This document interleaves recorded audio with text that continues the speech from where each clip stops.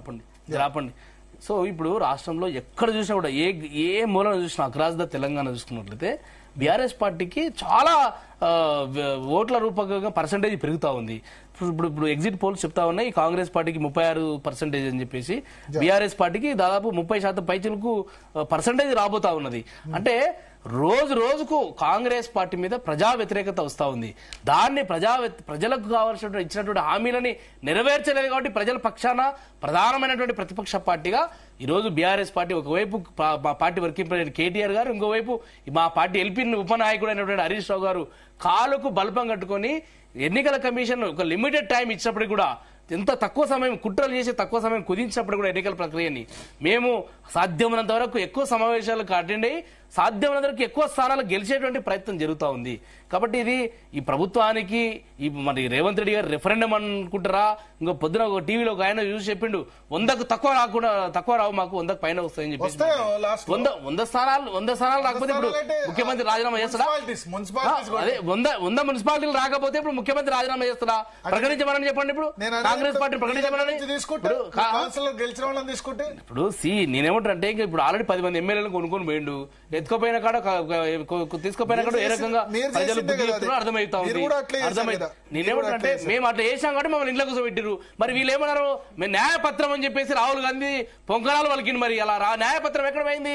Party ఫిరాయింపు చేసిన వెంటనే సెకండ్లనే suspension పెట్టుబడాలని చెప్పేసి మాట్లాడినటువంటి కాంగ్రెస్ పార్టీ అలా మనం ఎక్కడ పోయింది అలా? కాబట్టి ఈరోజు ప్రజాస్వామ్యాన్ని కూలీ చేసినటువంటి కాంగ్రెస్ పార్టీకి ప్రజలు కర్రు కాల్చి వాత పెట్టబోతా ఉన్నారు. ఈరోజు ప్రజలు రుచి చూపించబోతా ఉన్నారు. ప్రజా వ్యతిరేకత ఏ రకంగా ఉందో రేవంత్ రెడ్డి గారికి కనువిప్పు కాబోతా ఉంది. సాయంత్రం ఈరోజు ఫలితాలకు చెంపపెట్టు లాంటిది కాంగ్రెస్ పార్టీ ఏకపక్ష నిర్ణయాలకు, కాంగ్రెస్ పార్టీ ప్రజాస్వామ్య వ్యతిరేక విధానాలకు ఈరోజు ఎన్నికలే తార్కాణం కాబోతా ఉన్నాయి. కాబట్టి ఈరోజు ప్రధానమైన ప్రతిపక్ష పార్టీకి బీఆర్ఎస్ పార్టీగా మేము ప్రజల పక్షాన ఉన్నాము. ప్రజలు మా వెంట ఉన్నారు. ప్రజలకు కావాల్సినటువంటి సమస్య ఇచ్చిన హామీలని నెరవేర్చలేదు. కాంగ్రెస్ పార్టీ మొత్తం 13 వార్డుల్లో కాంగ్రెస్ పార్టీ 11 గెలుపు. మంతన్లో 13కు 11. బట్టి విక్రమార్క ఇలాకాలో కాంగ్రెస్ దూకుడు 11కు 11 గెలుపు. మరో 11లో కౌంటింగ్ కంటిన్యూ అవుతుంది. సో ఒకసారి మంత్రులకు సంబంధించి చెప్తాను. PCR social media alert. మంత్రులకు సంబంధించి అన్ని చోట్ల కూడా మంత్రులు గెలుస్తున్నారు. వరుసగానే చెప్పుకుంటూ పోతాను. అడ్లూరు లక్ష్మణ్ 5-5 ఇప్పటి వరకు రిజల్ట్ వచ్చింది. దానిలో తర్వాత పొన్నం ప్రభాకర్ 7కు 7 హుస్నాబాద్ లో పొన్నం ప్రభాకర్ ప్రభంజనం కనిపిస్తోంది. తర్వాత పొంగులేటి శ్రీనివాసరెడ్డి 9కి 9 ప్రభంజనం మనకు కనిపిస్తోంది. వాకటి శ్రీహరి మనతో పాటు ప్రస్తుతం ఫోన్ లైన్ లో సిద్ధంగా ఉన్నారు. వాకటి శ్రీహరి గారు, ఎట్లా మీ మక్తల్లో గానీ మిగతా చోట్ల గానీ ఓవరాల్ గా రిజల్ట్ ఎట్లా ఉంది? ఓవరాల్ గా కాంగ్రెస్ పార్టీ ఉమ్మడి జిల్లా రేవంత్ అన్న జిల్లా ఖచ్చితంగా అభివృద్ధి ఆకాంక్షించి అందరూ కాంగ్రెస్ కి ఓటేస్తున్నారు. ఒక నమ్మకం, ఖచ్చితంగా మా అభివృద్ధి మా ప్రాంతం జరుగుతున్న నమ్మకంతోన అందరూ కూడా కాంగ్రెస్ ఓవర్ లో ఉన్నారు. మక్తల్ కూడా ఫస్ట్ రౌండ్ అయిపోయింది. ఫస్ట్ రౌండ్ లో అవుట్ ఆఫ్ 8 లో 6 కాంగ్రెస్ 2 బీజేపీ వచ్చినాయి. సెకండ్ రౌండ్ లో కూడా మొత్తం వస్తాయి. క్లీన్ స్వీప్ గా మక్తల్ కూడా కాబోతా ఉంది. 100% ఒక నమ్మకంతో ప్రభుత్వం మీద రేవంత్ మీద నమ్మకంతో ఖచ్చితంగా ఓటర్లు. సో అవుట్ ఆఫ్ 8 6 వచ్చాయి మక్తల్లో ఆల్రెడీ మీకు. అవుట్ ఆఫ్ 8 ఫస్ట్ రౌండ్ లో అవుట్ ఆఫ్ 8 6 వచ్చాయి. మొన్న ఈ ఎఫెక్ట్ ఏం పడలేదు ఆ బీజేపీ అభ్యర్థి మరణించిన దానికి సంబంధించి. దాంట్లో నిజం ఉంటే పడుతుండే, నిజం లేదు కదా, అందుకే పడలేదు. ఓకే. సో అయితే శ్రీహర్ గారు, ఈ మహబూబాబాద్ జిల్లాలో ఐజా గానీ తర్వాత ముఖ్యంగా అలంపూర్ మున్సిపాలిటీస్ కొంత బీఆర్ఎస్, వడ్డేపల్లి ఇవన్నీ కూడా బీఆర్ఎస్ ఫేవర్ లో రన్ అవుతున్నాయి. ఇంకా అంటే మాకు క్లియర్ డాటా రాలేదు. టైట్ ఇస్తూనే తెలుస్తా ఉంది.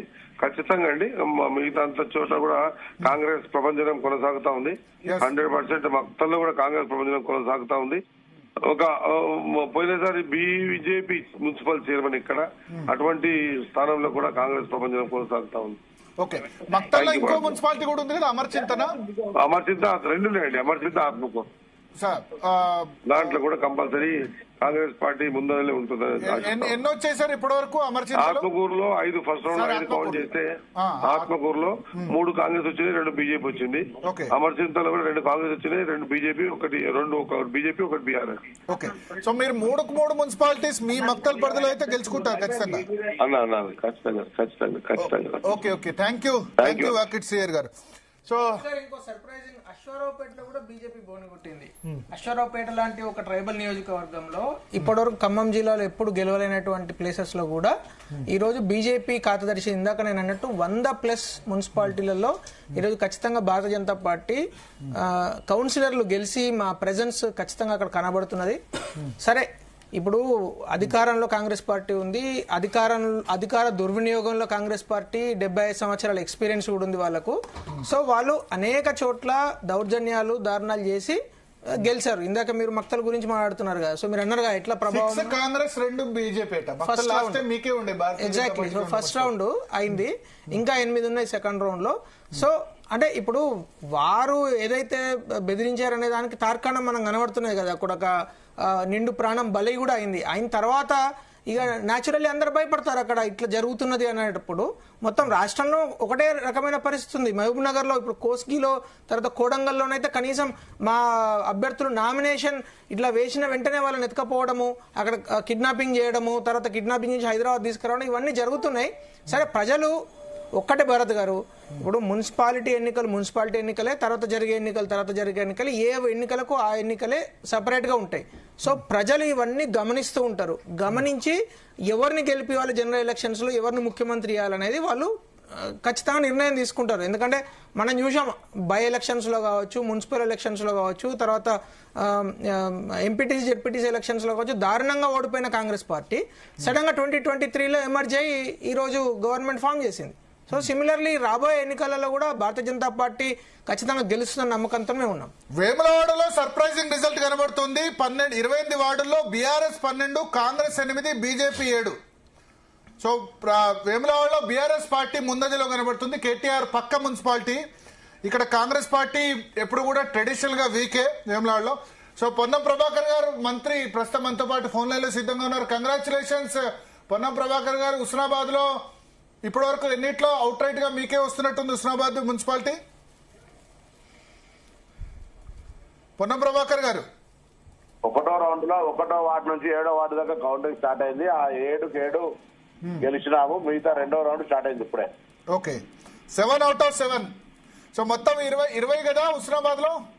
20 గెలుస్తామని అనుకుంటున్నా. ఒకటి అటు ఇటు ఏం చేస్తాం. సో 20కి 20 గెలుస్తారు.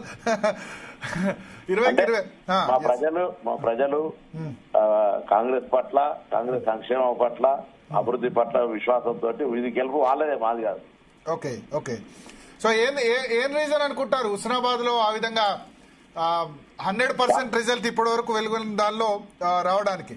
కాంగ్రెస్ ప్రభుత్వ సంక్షేమ కార్యక్రమాలు నేరుగా ప్రజలకు చేరడము, రెండవది అక్కడ ప్రజలు అభివృద్ధికి ప్లస్ నా పట్ల విశ్వాసంతో ప్రజలు ఓటేసిర్రు. మా ప్రభుత్వము అక్కడ అభివృద్ధి, భవిష్యత్తులో అభివృద్ధి చేస్తారనే విశ్వాసం, 3 రకాలుగా నాకు బెనిఫిట్ జరిగింది. సార్, ఓవరాల్ గా ఉమ్మడి కరీంనగర్ జిల్లాలో బీఆర్ఎస్ తన ప్రెజెన్స్ చాటుకుంటోంది. జమ్మికుంట గానీ, హుజురాబాద్ గానీ, తర్వాత కొరుట్ల, మెట్పల్లి కొంత పర్లేదు రిజల్ట్, మరీ అంత లేని విధంగా ఉంది. 1-2 మున్సిపాలిటీస్ కూడా వచ్చే విధంగా కనిపిస్తున్నాయి. జగిత్యాలలోనేమో కాంగ్రెస్ వర్సెస్ కాంగ్రెస్ ఫైట్ నడుస్తుంది, ఇండిపెండెంట్ సంబంధించి నడుస్తుంది. సో ఎట్లా చూస్తారు దీన్ని ఉమ్మడి కరీంనగర్ జిల్లా? నేచురల్ గా భరత్ గారు, మీరు కూడా ఉమ్మడి జిల్లా కరీంనగర్ సంబంధించిన వ్యక్తి. బేసికల్లీ కరీంనగర్ తెలంగాణ ఉద్యమానికి అగ్రభాగము. దాన్ని ఎన్క్యాష్ చేసుకుంటున్న టీఆర్ఎస్, మేమంతా కూడా తెలంగాణ ఉద్యమకారులం అయినప్పటికీ కొంత ప్రతికూల, అనుకూల రకరకాల అంశాలను చేసుకున్నప్పుడు అక్కడ కొంత మిశ్రమ స్పందన ఉండొచ్చు. కానీ అంతిమంగా కాంగ్రెస్ కు ఎడ్జ్ ఉంటుంది అనేటువంటి ఒక ఆశని సందర్భంగా వ్యక్తం చేస్తారు. జగిత్యాలలో జీవన్ రెడ్డి ఎట్లా కన్విన్స్ చేస్తారు? ఇంకా అంత బాగా కదా భరత్ గారు. జగిత్యాలలో కాంగ్రెస్ ఇండిపెండెంట్లు బాగానే గెలుస్తున్నారు. సరే, మీకు మధ్యనే పోటీ కనిపిస్తుంది అక్కడ. Right Bharat, thank you. నాకు మళ్ళీ వేరే ఫోన్ వస్తుంది. థ్యాంక్ యూ పొన్నం ప్రభాకర్ గారు. సో జగిత్యాల్లో ఇబ్బందే, మంత్రులకైనా వాళ్ళకైనా ఇబ్బందే, ఎవరిని కన్విన్స్ చేయలేరు. అటు పార్టీ అధిష్టానమేమో ఎమ్మెల్యేని తీసుకోవాలని చెప్పింది, జీవన్ రెడ్డి ఏమో హల్చల్ చేస్తున్నారు. సో ఎవరికైనా ఇబ్బంది, దానికి మనం ప్రశ్నలు అడగం కానీ ఆన్సర్స్ చెప్పడం కూడా ఇబ్బందే. సో మంత్రులందరూ కూడా ఒకసారి మంత్రుల టాపిక్ తీసుకుందాం. పీసీఆర్ కానీ సోషల్ మీడియా కానీ మంత్రులకు సంబంధించిన రిజల్ట్ చదువుతాను. మదిరలో 11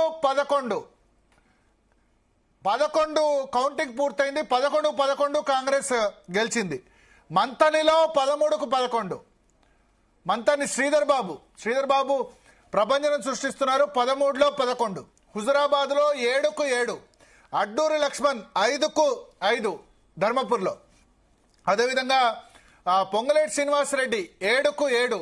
సీతక్క 7-5 ఇప్పటి వరకు వచ్చిన రిజల్ట్ లో. జూపల్లి కృష్ణారావు 9 వస్తే కాంగ్రెస్ పార్టీకి 7. సో ఓవరాల్ గా ఇప్పటి వరకు వెలువడిన ఫలితాల్లో మంత్రులందరూ ఆధిపత్యం కనిపిస్తోంది. ఇక మక్తల్లో 6 కాంగ్రెస్ పార్టీ, 2 బీజేపీ. వాకిటి శ్రీహర్ నియోజకవర్గం ఒక కొంత డిఫరెంట్ రిజల్ట్ చెన్నూరులోనే కనబడుతుంది, అంత క్లియర్ రిజల్ట్ కనబడట్లేదు వివేక్ వెంకటస్వామికి. క్యాతన్పల్లి మున్సిపాలిటీలో బీఆర్ఎస్ సిపిఐ 2 లీడింగ్ కనిపిస్తున్నాయి. సో ఉమ్మడి కరీంనగర్ జిల్లాలో 3 మంత్రులు కూడా, కరీంనగర్ జిల్లాకు సంబంధించిన మంత్రులు పొన్నం ప్రభాకర్, శ్రీధర్ బాబు, అడ్లూరు లక్ష్మణ్ 3 కూడా విజయబావుట ఎగరవేసే దిశగా దూసుకెళ్తున్నారు. హుస్నాబాద్ లో 7/7 ఇప్పటి వరకు కాంగ్రెస్ పార్టీ లీడింగ్ ఉంది. మంథని 11/13. ధర్మపురి 5-5 అడ్డూరు లక్ష్మణ్ గెలిచారు. మహబూబ్నగర్ జిల్లాలో కొల్లాపూర్ లో జూపల్లి కృష్ణారావు 7/9. అదేవిధంగా శ్రీహరి మక్తల్ మున్సిపాలిటీలో 6-2. మక్తల్లో మిగతా 2 చోట్ల కొంత టఫ్ ఫైట్ ఉన్నట్టు కనిపిస్తుంది. ఎదులాపురం ఖమ్మంలో పొంగులేటి శ్రీనివాసరెడ్డి 7/7.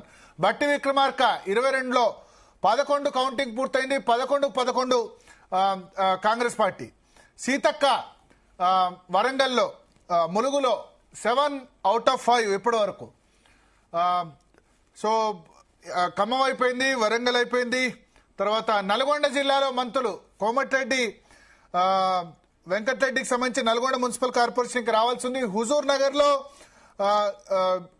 కాంగ్రెస్ పార్టీ ప్రభంజనం మనకు హుజూర్ నగర్ లో కనిపిస్తుంది. 19 కాంగ్రెస్ పార్టీ, 4 బీఆర్ఎస్, 5 ఇండిపెండెంట్లు అక్కడ గెలిచారు. కోదాడలో 3 కాంగ్రెస్ పార్టీ. నేరేడు చెర్ల మున్సిపాలిటీ, ఇది కూడా హుజూర్ నగర్ ఉత్తమ్ కుమార్ రెడ్డికి సంబంధించిన constituency. 9 Congress, 5 BRS, 1 independent. So Uttam Kumar Reddy 2-2 ఇక్కడ గెలుస్తున్న పరిస్థితి. సో ఓవరాల్ గా మంత్రులందరూ కూడా దాదాపు అన్ని చోట్ల విజయాలు నమోదు చేస్తున్న పరిస్థితి మనకు కనిపిస్తుంది. ఎస్ అమర్ గారు, మంత్రులు చాలా చాలా చోట్ల కూడా గెలుస్తున్నారు, ఎక్సెప్ట్ 1-2 చోట్ల తప్ప.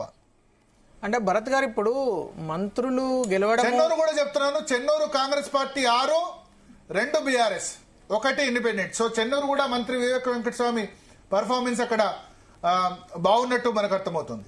అంటే ఇప్పుడు ధర్మపురి లాంటి చోట భరత్ గారు మీకు తెలుసు, ధర్మపూర్లో ఈవెన్ బీఆర్ఎస్ పార్టీ అంతా పీక్ ఫామ్ లో ఉన్నప్పుడు కూడా 15 7 గెలిచింది కాంగ్రెస్ పార్టీ. సో మొదటి నుంచి కూడా ఒక స్టాండర్డ్ ఓటు, కన్వెన్షనల్ ఓటు ఉన్న ప్లేసెస్ లో మంతని కూడా చూడండి, మంతని కావచ్చు, ధర్మపురి కావచ్చు, జగిత్యాల కావచ్చు, ఇక్కడ అన్ని చోట్లలో కూడా మొదటి నుంచి కూడా బలంగా ఉన్న కాంగ్రెస్ పార్టీ న్యాచురల్లీ ఇప్పుడు బాగా పర్ఫామ్ చేయగలుగుతున్నది. కానీ నేను అదే పదే చెప్తున్నాను భరత్ గారు, నిష్పక్షపాతంగా ఎన్నికలు జరుగుంటే ఈ రిజల్ట్ వచ్చేవి కాదు. ఎందుకంటే కాంగ్రెస్ పార్టీ ఏం చేసింది ఎన్నికలలో 2020లో ఏదైతే బీఆర్ఎస్ పార్టీ చేసిందో అదే నీవు నేర్పిన విద్య నీరజాక్ష అన్నట్టు ఎగ్జాక్ట్లీ దాన్ని ఇప్పుడు రెప్లికేట్ చేసింది. అదే ఫార్ములాను దారుణాలు చేయడము, బెదిరియడము, నామినేషన్స్ వేయకుండా చేయడము. ఇప్పుడు మీరు ఉమ్మడి మహబూబ్నగర్ జిల్లాలో అనేక చోట్ల కాంగ్రెస్ పార్టీ ఇలాంటి పరిస్థితి చేసింది, అయినా కూడా బీజేపీ గెలిచింది. తర్వాత ఉమ్మడి ఖమ్మం జిల్లాలో అశ్వరావుపేట లాంటి చోట ఇప్పటి వరకు ఒక్కసారి కూడా బీజేపీ కొన్ని ఓట్లు, అంటే 2 ఓట్లు 3 ఓట్లు వచ్చే పరిస్థితి నుంచి ఈ రోజు ఒక వార్డ్ కౌన్సిలర్ అక్కడ గెలవడం జరిగింది. సో తొర్రూరు, పాలకుర్తి, పరకాల, ఇప్పుడు మీరు ఇందాక పరకాల గురించి కూడా చెప్పారు కదా. సో అట్లా చాలా చోట్ల భారతీయ జనతా పార్టీ ఈ రోజు చాలా సీట్లు గెలుస్తున్నది. ఈ ఎగ్జాక్ట్లీ ఎన్ని సీట్లు ఎక్కడెక్కడ హంగ్ వస్తుంది, ఎక్కడ Bharatiya Janata party king maker అవుతుంది, లేకుంటే ఎక్కడ విజయ్ గారు మీరు మనం మంత్రులకు పూర్తిగా సంబంధించి గెలుస్తాం? చెప్పండి, మంత్రులకు సంబంధించి ఏం జరుగుతుంది? మంత్రులందరూ కూడా గెలుస్తున్నారు.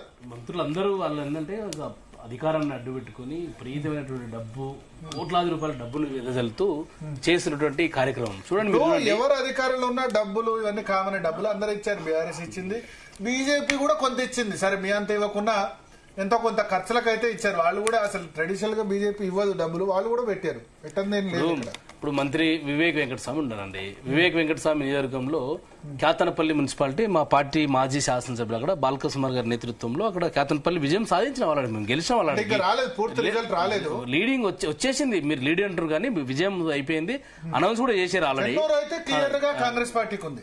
సరే నేనేమంటే అక్కడ చెన్నూరులో వివేక్ వెంకటస్వామి గారు రెండు ఉంటే అక్కడ వారికి పొంగులేటి, జూపల్లి, బట్టి విక్రమార్క, ఉత్తమ్ కుమార్ రెడ్డి, ఇప్పుడు రేవంత్ రెడ్డి వాకిటి శ్రీహరి, రేవంత్ రెడ్డి సొంత నియోజకవర్గంలోనే రేవంత్ రెడ్డి సొంత నియోజకవర్గంలోనే రేవంత్ రెడ్డి సొంత నియోజకవర్గంలో పోరాడుతున్నాడు. కొడంగల్ బోటాబోటి మీద గెలిచింది. మద్దూరులో, కోజీలో కూడా మేము చాలా గణనీయమైనటువంటి స్థానాలు మేము గెలిచినాము, గెలవబోతున్నాం కూడా. అంటే నేనేమంటున్నా, కాంగ్రెస్ 4, బీఆర్ఎస్ 3, ఇండిపెండెంట్ 1. అందుకే అదే రేవంత్ రెడ్డి గారికి అది ఒక సమాధానం, ప్రజలు ఇచ్చిన సమాధానం. అంటే ముఖ్యమంత్రి గారి నియోజకవర్గంలోనే ఆ రకమైనటువంటి ఫలితాలు వస్తా ఉన్నాయంటే ఇంకా అర్థం చేసుకోవాలి తెలంగాణ అంతా కూడా ఏ రకంగా ఈ కాంగ్రెస్ మీద, కాంగ్రెస్ పార్టీ మీద. కొడంగల్ 3 కాంగ్రెస్, బీఆర్ఎస్ 1. నేనేమంటున్నానంటే ఇప్పుడు ముఖ్యమంత్రి గారు సొంత నియోజకవర్గంలో 3 మున్సిపాలిటీలు ఉన్నాయి, కొడంగల్, కోసిగి, మద్దూరు. 3 మున్సిపాలిటీల్లో కూడా బీఆర్ఎస్ పార్టీ ఎన్ని నిర్బంధాలు పెట్టినా, ఎన్ని రకాలైనటువంటి కుట్రలు చేసినా, మా అభ్యర్థులని ఏ రకంగా వేధింపులకు గురి చేసినా, ఏ రకంగా భయభ్రాంతులకు గురి చేసినా అయినను మా వాళ్ళు పోరాటం చేశారు, పోరాడిండ్రు. ఇప్పుడు ఉమ్మడి మహబూబ్నగర్ జిల్లాలో గణనీయమైనటువంటి స్థానాలు మాకు రాబోతా ఉన్నాయండి. మాకు ఇప్పుడు గద్వాల లాంటి మా ఎమ్మెల్యే మోసం చేసి వెళ్ళిపోయినప్పటికీ కూడా మా పార్టీ దాదాపుగా 10 స్థానాలు గెలవబోతా ఉంది. ఆడ 10 పైన ఇప్పటికే 10 ఇట్ల ముందంజలో ఉన్నది, మేము గెలవబోతా ఉన్నాం. ఐజా మున్సిపల్ గెలిచినాం, అలంపూర్ కూడా గెలిచినాం. కాబట్టి ఇప్పుడు కొత్తకోట, అదేవిధంగా పెబ్బేరు కూడా మేము గెలవబోతా ఉన్నాం. ఇప్పుడు దేవరకద్ర ఉంది, దేవరకద్ర కూడా మేము మంచి పర్ఫార్మెన్స్ ఇచ్చినాం. ఆడ ఎమ్మెల్యే గారు అంత అరాచకాలు చేసినప్పుడే కూడా మా దేవరకద్ర బీఆర్ఎస్ పార్టీ ఆల వెంకటేశ్వర రెడ్డి గారి నేతృత్వంలో చాలా మంచి స్థానాలు గెలిచినాం. నాగర్కర్నూలులో మంచి పర్ఫార్మెన్స్ ఇచ్చినాం మేము. కాబట్టి ఇప్పుడు మంత్రులు ఎన్ని రకాలైనటువంటి ఇప్పుడు అధికార పార్టీ సహజంగా అధికార పార్టీకి అన్ని రకాలైనటువంటి ఏమంటారు ఫ్లెక్సిబిలిటీస్ ఉన్నాయి వారికి ఉండి.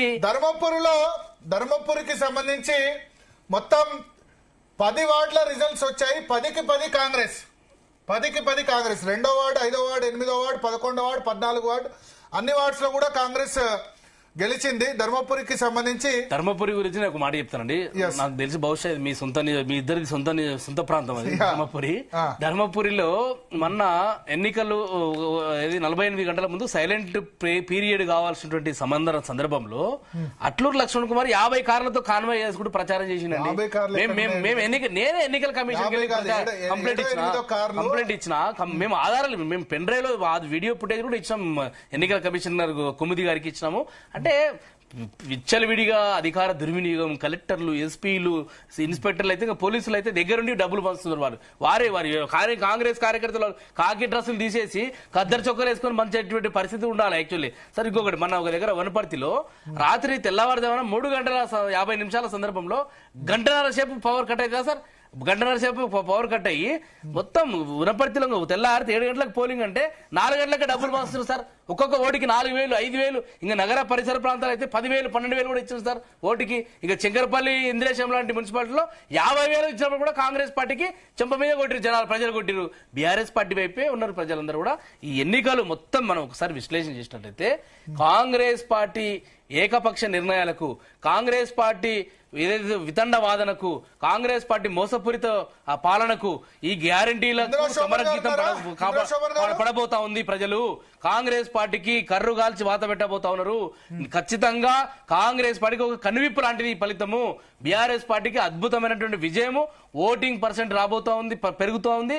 అదేవిధంగా సీట్లు కూడా పెరుగుతా ఉన్నాయి. కాబట్టి ఇది రాబోయే ఎన్నికల్లో బీఆర్ఎస్ పార్టీకి విజయం వైపుగా ఈ ఫలితాలు మేము చూడాల్సి వస్తుంది తప్ప ఇది కాంగ్రెస్ పార్టీ ఇది గెలిపే కాదు. 2020లో జరిగినటువంటి ఎన్నికల్లో 130 స్థానాలకు 122 మేము ఒంటరిగా పోరాటం చేసి గెలిచామండి. ఇప్పుడు కాంగ్రెస్ పార్టీ రెండిట్లో మాత్రమే గెలిచింది, బీజేపీ రెండిట్లో గెలిచింది. దాంతో మేము గొప్పగా గెలిపింది. గుట్టంగారి మాధవరెడ్డి రెడ్డి జాగృతి బీసీ రిజర్వేషన్లకు వ్యతిరేకంగా బీసీ రిజర్వేషన్లకు వ్యతిరేకంగా కోర్టులో కేసు వేసిన వ్యక్తి మూడుచింతలపల్లి మున్సిపాలిటీ కేశవపూర్లో బీఆర్ఎస్ అభ్యర్థిగా పోటీ చేసి 50 ఓట్లతో ఓడిపోయారు. గుట్టంగారి మాధవరెడ్డి బీసీ రిజర్వేషన్స్ వ్యతిరేకంగా పోటీ చేసిన వ్యక్తి. ఆయన బీఫామ్ బీఆర్ఎస్ ఇవ్వడంతో కొంత అక్కడ వ్యతిరేకత కూడా వ్యక్తమైంది. బీఆర్ఎస్ ఎందుకు ఇచ్చింది ఆయనకి బీఫామ్ అని చెప్పి బీఆర్ఎస్ పార్టీ మీద బీసీ సంఘాలు ఆగ్రహం వ్యక్తం చేశాయి. అక్కడ ఆయన కేశవపూర్లో 50 ఓట్ల తేడాతో ఓడిపోయారు. ఎస్ అమర్ గారు, మంత్రులకు సంబంధించి అయితే క్లియర్ రిజల్ట్ మనకు కనబడుతోంది. మంత్రుల ప్రభంజనం కనిపిస్తోంది. భారతీయ జనతా పార్టీకి ఇప్పటి వరకు వచ్చిన రిజల్ట్స్ చూస్తే గనక మంత్రుల ప్రాంతాల్లో పెద్దగా లేదు. మంతన్లో లేదు, ఉత్తమ్ కుమార్ రెడ్డి దగ్గర లేదు, శ్రీధర్ బాబు దగ్గర లేదు, దామోదర్ రాయ నరసింహ దగ్గర లేదు. సో ఎక్కడైతే బీఆర్ఎస్ బీజేపీ ఫైట్ ఉన్న ప్రాంతాల్లోనే మనకు కనిపిస్తుంది. పొంగులేటి శ్రీనివాసరెడ్డి దగ్గర లేదు, మధుర బట్టి విక్రమార్క దగ్గర లేదు. ఎక్కడైతే బీజేపీ స్ట్రాంగ్ ఉందో అక్కడ మా ఎమ్మెల్యేలే గెలిచారు కాబట్టి న్యాచురల్ గా అక్కడ మంత్రులు ఉండే అవకాశం లేదు. ఇప్పుడు ఆదిలాబాద్ కావచ్చు, నిజామాబాద్ కావచ్చు, కరీంనగర్ కావచ్చు. సో కరీంనగర్ పార్లమెంట్ లో కూడా హుస్నాబాద్, తర్వాత హుజూరాబాద్ ఇప్పుడే ఇంకా అప్డేట్స్ వస్తున్నాయి. హుస్నాబాద్ ఇందాక మీరు పొన్నం గారితో మాట్లాడారు కదా. సో ఎక్కడైతే మంత్రులు ఉన్నారో సో వాళ్ళు కూడా ఇన్ఫాక్ట్ ఆ హెడ్ క్వార్టర్స్ పైన విపరీతమైన కాన్సన్ట్రేట్ చేశారు. ఇప్పుడు నేను మక్తల్ ఎగ్జాంపుల్ చెప్తాను. అమరచింతకు ఆత్మకూరుకు వారు ఒక్కసారి కూడా వెళ్ళలేదు. సో పూర్తి దృష్టి అంటే మరి వారికి అధిష్టానం ఏం చెప్పింది అనేది నాకు తెలియదు, కానీ వాళ్ళు పూర్తి దృష్టి ఇప్పుడు శ్రీహరి గారు కావచ్చు, లక్ష్మణ్ కుమార్ గారు కావచ్చు, పొన్నం గారు కావచ్చు, శ్రీధర్ బాబు గారు, వీళ్ళందరూ కూడా వాళ్ళ కాన్స్టిట్యుయెన్సీ హెడ్ క్వార్టర్స్ లో పూర్తి కాన్సన్ట్రేట్ చేసి ఇక మళ్ళీ నేను అదే అంటున్నాను కాబట్టి అక్కడ దౌర్జన్యాలు చేయడము, వాళ్ళను బెదిరించడము, సో వాళ్ళు గెలవడం జరిగింది. ఇది ఏంటంటే చావు తప్పి కన్నులొట్టబెట్టున్నది కాంగ్రెస్ పార్టీ పరిస్థితి. ఎందుకంటే వాళ్ళు ఏదైతే 90% ఇప్పుడు ఈ రోజు పేపర్లో కూడా నిన్న చిట్ చాట్ లో కూడా ముఖ్యమంత్రి గారు చెప్పారు కదా, మేము 90% మున్సిపాలిటీలు గెలుస్తున్నామని. సో 90% కాదు కదా, కనీసం 80% కూడా గెలిచే పరిస్థితి లేదని ప్రజలు చాలా క్లియర్ గా ఈ రోజు మ్యాండేట్ ఇవ్వడం జరిగింది. సో వాళ్ళు నాకు అర్థమైనంత వరకు ఇప్పటి వరకు వస్తున్న అప్డేట్స్ ప్రకారం 65 to 70% ఆఫ్ ది మున్సిపాలిటీలో వాళ్ళు గెలిచే అవకాశం ఉంది. ఒక 10-12% వీళ్ళు గెలుస్తారు. ఒక 20 నుంచి 25% మున్సిపాలిటీలు అంటే దాదాపు ఒక 25 నుంచి 30 మున్సిపాలిటీలలో ఈ రోజు హంగ్ వచ్చే అవకాశం ఉంది. అంటే ఎవరికి కూడా భారతీయ జనతా పార్టీ మేము ఆల్రెడీ విప్ జారీ చేస్తున్నాము. మా వాళ్ళు అక్కడ ఎవరికి కూడా సపోర్ట్ చేసే అవకాశం లేదు. ఎందుకంటే భారతీయ జనతా పార్టీ ఇండిపెండెంట్ గానే ఫైట్ చేసింది, భారతీయ జనతా పార్టీ ఇండిపెండెంట్ గానే ఉంటది. సో ఏదైనా కలిస్తే కాంగ్రెస్ తో బీఆర్ఎస్ కలుస్తుంది, లేకుంటే బీఆర్ఎస్ తో కాంగ్రెస్ కలుస్తుంది. ఎందుకంటే మనము ఈ తెలంగాణలో చరిత్రలో చూసాం కదా, 2014లో ఏ పార్టీలోకి అయింది, 19లో ఏ పార్టీకి సపోర్ట్ చేసింది, తర్వాత ఇప్పుడు ఈ 2023లో గెలిచిన తర్వాత ఏ పార్టీ ఎమ్మెల్యేలు ఏ పార్టీలో ఈరోజు కండో వేసుకొని తిరుగుతున్నారు అనేది మనకు కనబడుతున్నది. కాబట్టి బీఆర్ఎస్ లో గెలిస్తే కాంగ్రెస్ కు వెళ్ళడము, కాంగ్రెస్ లో గెలిస్తే బీఆర్ఎస్ కు వెళ్ళడము అనేది సర్వసహజము భరత్ గారు. కానీ భారతీయ జనతా పార్టీ ఒక్క కౌన్సిలర్ ఉన్నా కూడా ఆ కౌన్సిలర్ స్టాండర్డ్ గా నిలబడతాడు. సో ఇది మనం చరిత్ర చూస్తున్నాం. నేను ఫ్యూచరిస్టిక్ గా చెప్పాల్సిన పని అందరికి తెలిసిన విషయమే. సో భారతీయ జనతా పార్టీ చేసిన ఈ ప్రయత్నంలో, ఈ త్రిముఖ పోరులో ఈసారి దాదాపు 25 నుంచి 30% అని చెప్తున్నాను కదా, 25 నుంచి 30 మున్సిపాలిటీలలో ఈ రోజు హంగ్ వచ్చే అవకాశం ఉంది. ఆ హంగ్ లో భారతీయ జనతా పార్టీ 100కు 100% స్టాండర్డ్ గా, ఒకవేళ అక్కడ ఎవరైనా ఇండిపెండెన్స్ సపోర్ట్ తీసుకొని ఒకవేళ ఫామ్ చేయగలిగితే ఫామ్ చేస్తుంది, లేదంటే Bharatiya Janata party already whip జారీ చేస్తున్నది. సో అక్కడ ఉన్న బీఆర్ఎస్ కాంగ్రెస్ ఎవరికి సపోర్ట్ చేయరు అట్లేమన్నా ఉంటుందో, చేయకుండా ఉంటుందా, లేకపోతే ఒక్కో స్థానిక పరిస్థితుల ఆధారంగా నిర్ణయం తీసుకుంటారా? సో 90% చేయము, ఇండిపెండెంట్ గా ఉంటాము. ఒక కౌన్సిలర్, 2 కౌన్సిలర్లు, 3 కౌన్సిలర్లు, 5 కౌన్సిలర్లు ఉంటే వాళ్ళు అట్లనే స్టాండర్డ్ గా ఉంటారు. ఎక్కడైతే ఒకవేళ స్థానిక పరిస్థితులలో అక్కడ ప్రజలు, అక్కడ మా కార్యకర్తలు అక్కడ ఉన్న వ్యవహారాన్ని బట్టి అక్కడ ఒక నిర్ణయం తీసుకోవాల్సిన అక్కడ ఉంటే నిర్ణయం తీసుకుంటుంది భారతీయ జనతా పార్టీ. కానీ anything Bharatiya Janata party only ప్రజలు కేంద్రంగానే ఆలోచన చేస్తుంది. ప్రజలకు ఏది ఉపయోగం, ఇక్కడ ప్రజలకు ఏది ఇంపార్టెంటో దాని ప్రకారం మేము నిర్ణయం తీసుకోవడం ఉంటుంది. ఆల్రెడీ మేము విప్ జారీ చేసాం పార్టీ వైపు నుంచి. సో అందరూ క్యాండిడేట్లతోని విప్ పైన సంతకాలు తీసుకొని మేము దాన్ని అంటే ఎలక్షనీరింగ్ ప్రొసీజర్లో నెక్స్ట్ ప్రొసీజర్ ఎట్లా ఉంటుందో అట్లా చేస్తుంది. కానీ ఒకటే చెప్పాలనుకుంటున్నా భరత్ గారు, ఈ రోజు ఈ రిజల్ట్ ముఖ్యమంత్రి గారి ఏదైతే నియంత్రిత పోకడకు, ముఖ్యమంత్రి గారు ఏదైతే అభివృద్ధి అసలు కొంచెం కూడా చేయకుండా వాటి మాటలకు మాత్రమే, అంటే మనకు ఆయన మాటలు మాత్రమే చెవులకు మాత్రమే ఆయన పని చెప్తాడు.